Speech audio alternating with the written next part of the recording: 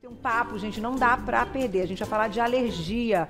Quando a gente tem uma reação grave, que a gente deve procurar ajuda. E quando algumas manifestações que a gente nem imagina podem sim estar indicando alguma alergia. E hoje a gente convidou ela, que é alergista, membro do Departamento Científico de Anafilaxia da ASBAI, é a Associação Brasileira de Alergia e Imunologia, doutora Ana Carolina Donofrio e Silva, mais uma vez com a gente. Bem-vinda, viu, doutora?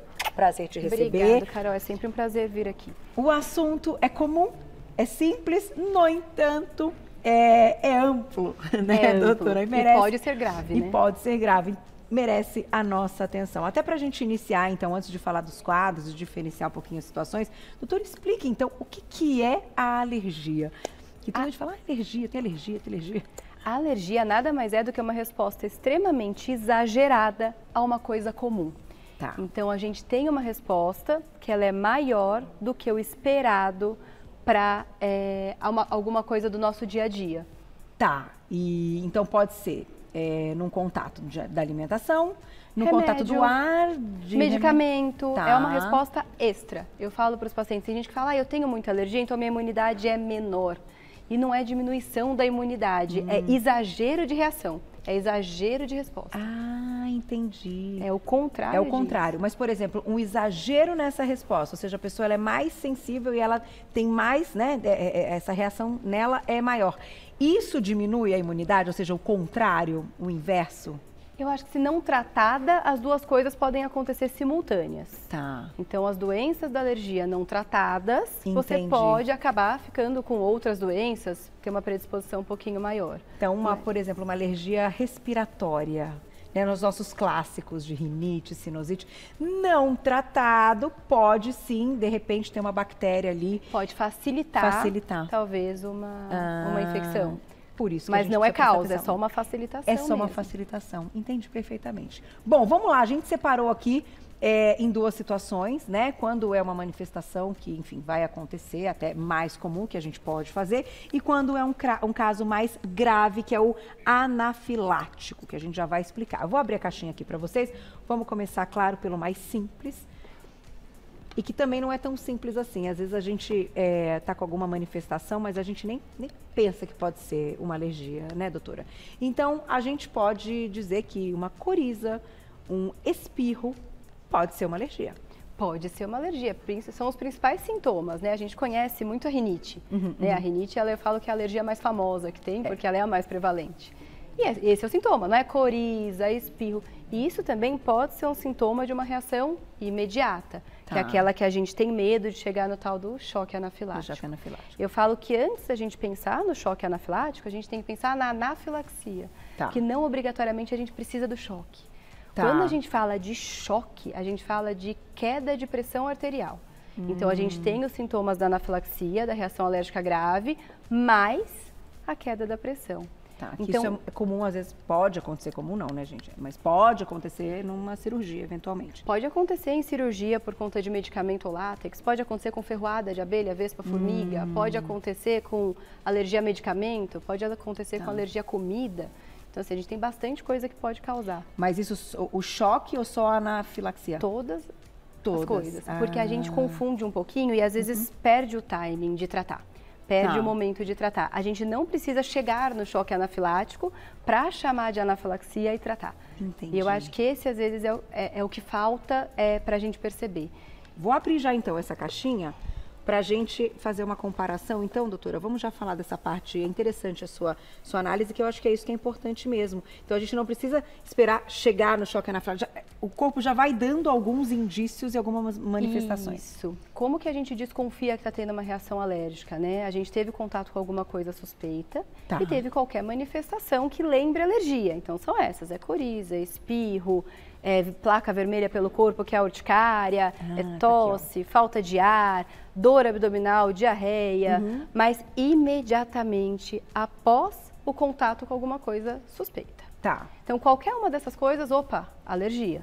Mesmo que seja só uma. Então, eu comi um camarão e aí, de repente, inchou meu olho, inchou minha boca. Ou eu tomei uma dipirona e, de repente, fiz um monte de placa vermelha. Fala, tô tendo uma alergia. Tô tendo uma reação alérgica. Mas tem que ser perto.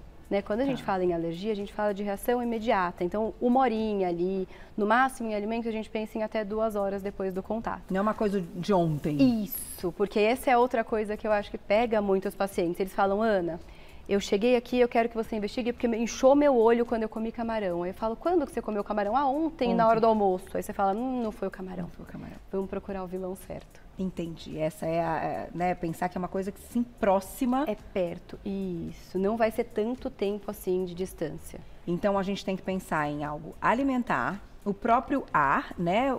A questão da poluição, da sujeira, esse tempo seco. Isso pra gente pensar em rinite e asma, aí não dá anafilaxia. Então Tá. essa aí não vai evoluir para um quadro de gravidade. Tá. O que a gente pode ter contato que pode evoluir para um grau de gravidade? Alimento, Alimento. medicamento, Tá. ferroada de abelha, vespa, formiga, Formiga. pernilongo não. Pernilongo não faz anafilaxia. Ah, é importante dizer, eu ia te perguntar, olha. Pernilongo não, mas abelha, vespa, formiga. Gente, formiga látex, também. Formiga também. Eu falo que todo inseto que tem ferrão pode fazer anafilaxia. Tá. Tem que ter ferrão. Se ele pica, ele não faz. Se ele ferrou, ele faz. É mais fácil pra gente decorar assim. O látex, então, é por isso que sempre perguntam, né? Isso. Antes de qualquer... Tem alergia a látex e tá sempre em qualquer formulário que a gente tem que preencher, né? Isso. Contraste. Contraste também, pode dar. Pode. Eu acho que os principais são esses. Alimento, medicamento, Tá. látex, contraste. E aí, inseto. doutora, o que vai acontecer? Então, aqui a gente tem algumas manifestações.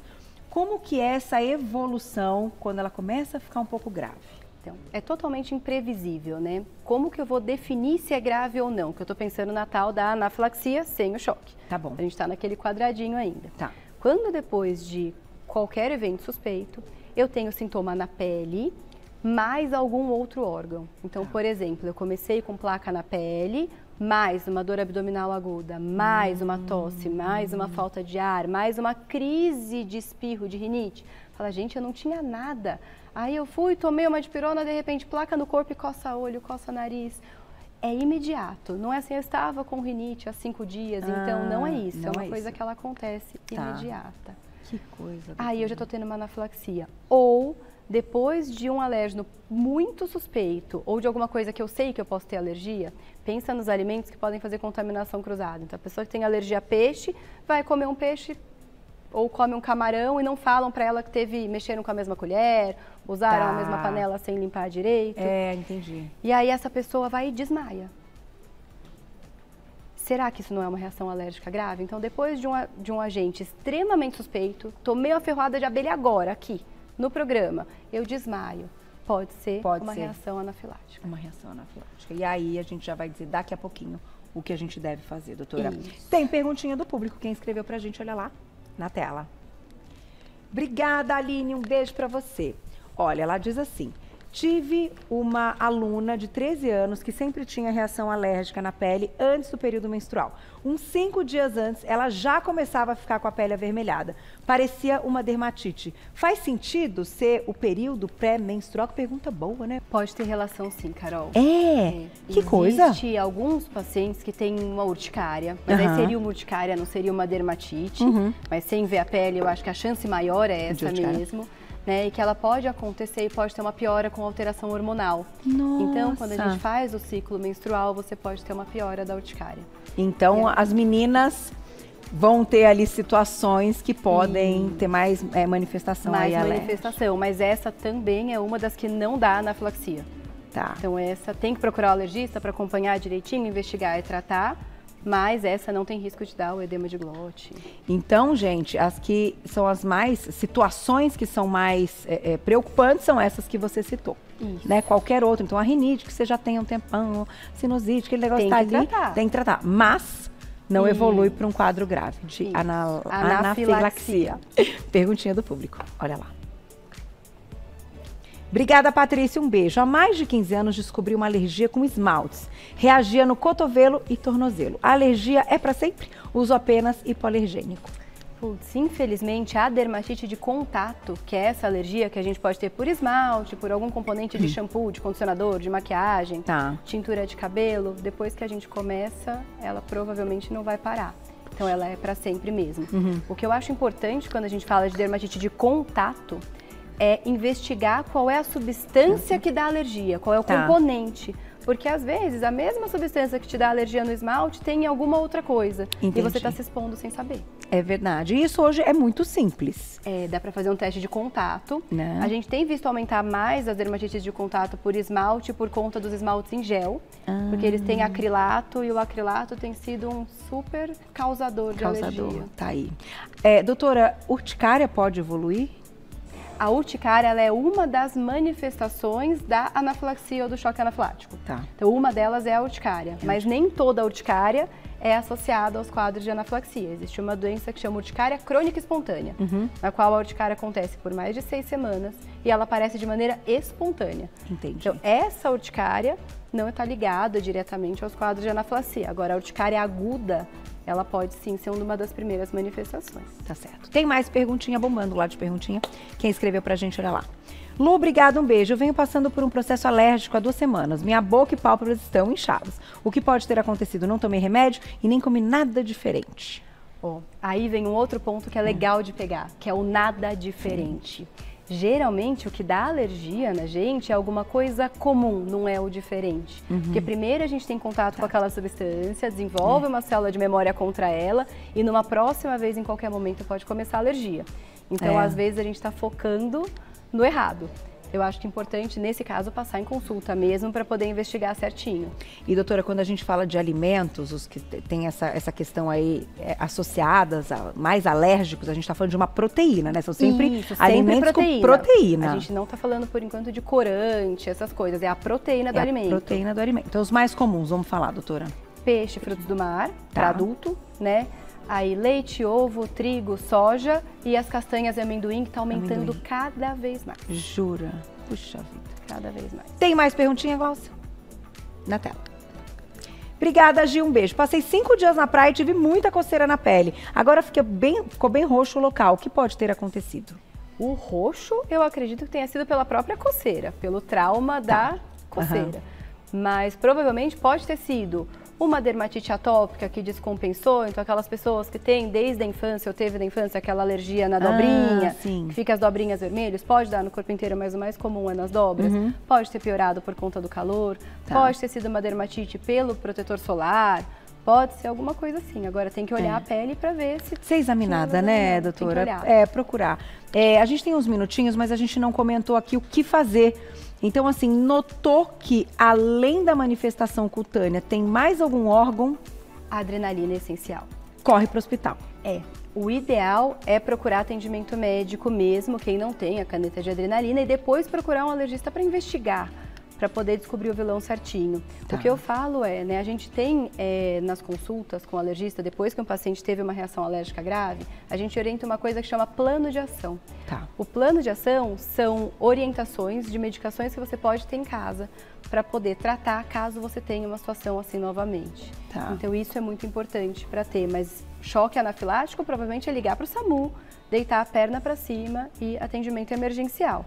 Agora, se você tiver mais que algum aparelho, tiver estável, às vezes dá para ir até o hospital, mas na grande maioria das vezes em quadro grave a gente orienta ligar para emergência. Ligar para emergência para ser bem rápido, né? Para ser bem rápido. Enfim, eu acho que a gente tem que passar todas as informações para quanto mais informação. O mais próximo de casa não é o que a gente mais gosta ou aquele que a gente tem carinho, é o da esquina de casa. Tomara que as empresas aéreas tenham algum tipo de controle, porque nesse caso, né, doutora? É bem difícil. A gente em voo nacional, a gente não tem adrenalina. Então, tá aí, já colocamos aqui então no ar ao vivo, quem está assistindo, vamos colocar o assunto para ser discutido. Imagina um voo longo ainda, se você tem um caso desse. Nem fazendo um pouso de emergência no local mais próximo, às vezes, pode conseguir. E no Brasil, a caneta de adrenalina a gente só consegue comprar via importação, né? A gente não consegue comprar aqui, a gente não tem caneta de adrenalina, mas dá para importar.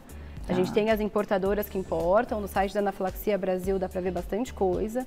Pode falar o site, doutora? É o www.anafilaxiabrasil.org.br. Vocês conseguem ver bastante informação a respeito e tem ali as importadoras da caneta de adrenalina. Gente, é isso. Pauta assim, ó, transparente, com a mensagem, com o que a gente realmente deve ter como preocupação e orientação médica. Espalhem aí essa entrevista, vai estar lá no YouTube daqui a pouquinho. E eu vou deixar o contato da doutora, @asbai_alergia, que é a Associação Brasileira de Alergia e Imunologia, @ASBAI_alergia. Doutora Ana Carolina Donofrio Silva estará sempre com a gente. Obrigada. Sempre um prazer, Carol. Viu? Parabéns aí pelas informações claras e objetivas. Obrigada.